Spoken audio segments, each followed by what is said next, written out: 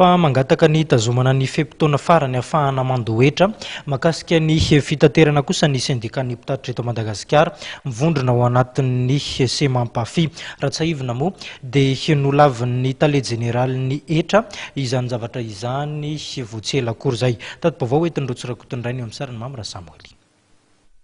Nanao antsoavo ny syndikan'ny mpitatitra ny mahakasika indrindra ny fepitona ahafahana mandony etra amin'ny fitaterana. 10 taona lasa izay no napetraka ny fepitona fa hatramin'ny 17 volana Jiona izao ny farafandoavan'ireo mpitatitra ny etra-panjakana momba ny fitaterana. Ny 10 volana May lasa teo anefa dia nandany fangatahan'ireo mpitatitra amin'ny fihazonana io daty io ny tale général ny etra. Voafatra ao anatin'ny code général ny impôt fa ny 15 volana Jiona no tokony hanefana ny etra-panjakana ary nangataka ny syndikan'ny mpitatitra mba ho ny 30 Jiona no hanefana azy hatr'izay.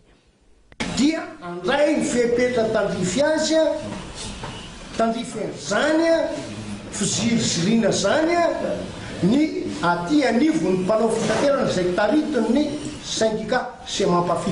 Le fepetra aloha tsy mbola hoteneniny hoe inona le fepetra raisana satria fepetra iaraha Madagasikara ray manontolo satria misazy dia iarana era Madagasikara fa tsy Antananarivo rehetra. Izany tsy afaka mbola hitenen'ny fepetra raisana zay.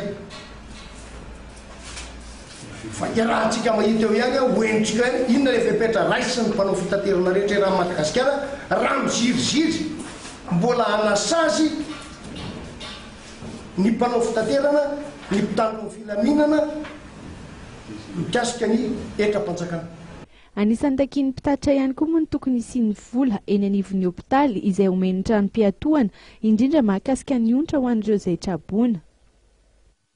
Manao antsoavo ny mpanao fitaterana mba asy vola ny amin'ny hopitaly ho an'ireo sinistra ho an'ireo traboina zany mba hikarakarana azy fa le assurance alohanay tsy averina ty aminay izay tsy maintsy mbola voatery atoka indray le olona traboina any amin'ny hopitaly. Dia anaovanay antsoavo mihitsy ny hoe asy vola mipetraka any amin'ny hopitaly any tsisy misakana ny assurance tsy hanao an'izany andraikitra zany. Ankoatra ny fihazonana ny daty amin'ny fandoavan-ketra ho an'ireo mpitatitra dia nasian'izy ireo teny ihany koa mahakasika indrindra ny fiakaran'ny saran'ny etra izay niakatra 15 hatramin'ny 20 isanjato. Izany hoe raha 2 alina sy 3 hetsy ariary ny etra atambatra ho an'ny fiara iray dia lasa 7 alina sy 3 hetsy ariary izany nanomboka tamin'ity taona ity.